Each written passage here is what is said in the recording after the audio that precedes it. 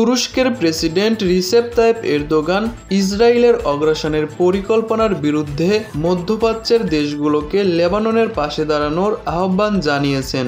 সেই সঙ্গে হুঁশিয়ারি দিয়ে বলেছেন তুরস্ক লেবাননের পাশে থাকবে। বুধবার তুর্কি সংসদে বক্তব্য দেওয়ার সময় তিনি এসব কথা বলেন। খবর আনাদোলুর। এরদোগান বলেন, ইসরায়েলের প্রধানমন্ত্রী বেনিয়ামিন নেতানিয়াহু গাজা যুদ্ধকে এই অঞ্চলে ছড়িয়ে দেওয়ার পরিকল্পনা করেছেন। গাজাকে ধ্বংস ও পুড়িয়ে ফেলার পর ইসরায়েল এখন লেবাননের দিকে নজর দিয়েছে। আমরা দেখতে পাচ্ছি পশ্চিমা দেশগুলোর পর্দার আড়ালে ইসরায়েলকে সমর্থন দিচ্ছে।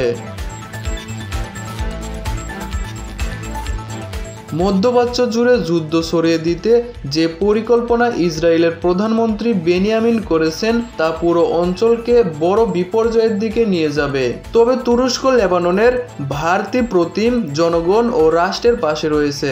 আমি এই অঞ্চলের অন্যান্য দেশকে লেবাননের সঙ্গে সংহতি প্রকাশ করার আহ্বান জানাচ্ছি। তুর্কি প্রেসিডেন্ট সতর্ক করে বলেছেন, এই অঞ্চলে যুদ্ধ ছড়িয়ে দেওয়ার জন্য নেতানিয়াহুর পরিকল্পনা রয়েছে। তার এই পদক্ষেপ এই অঞ্চলটি বিপর্যয়ের দিকে নিয়ে যাবে। তিনি যোগ করেছেন, ইসলামী রাষ্ট্র এবং মধ্যপ্রাচ্যের দেশগুলোকে এই রক্তাক্ত পরিকল্পনার বিরুদ্ধে প্রথম প্রতিক্রিয়া জানাতে হবে।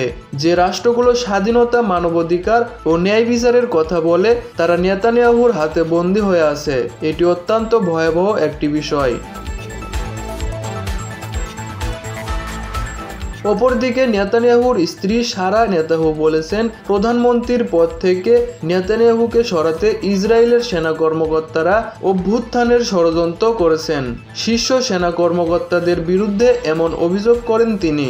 বুধবার টিআরটি ওয়ার্ল্ডের একটি প্রতিবেদনে এ তথ্য জানানো হয়েছে। গত সপ্তাহে গাজায় জিম্মি থাকা ইসরায়েলদের পরিবারের সঙ্গে বৈঠকের সময় এমন অভিযোগ করেন তিনি। সারা বলেন, ইসরায়েলি বাহিনী আমার স্বামীর বিরুদ্ধে সামরিক অভ্যুত্থান ঘটাতে চাইছে। সেনাবাহিনীর কিছু সিনিয়র সদস্যদের জন্য তার এ বক্তব্য প্রযোজ্য। কেবল নেতানিয়াহুর স্ত্রী নন, তার ছেলেও সামরিক কর্মকর্তাদের বিরুদ্ধে অভ্যুত্থানের ষড়যন্ত্রের অভিযোগ করেছেন।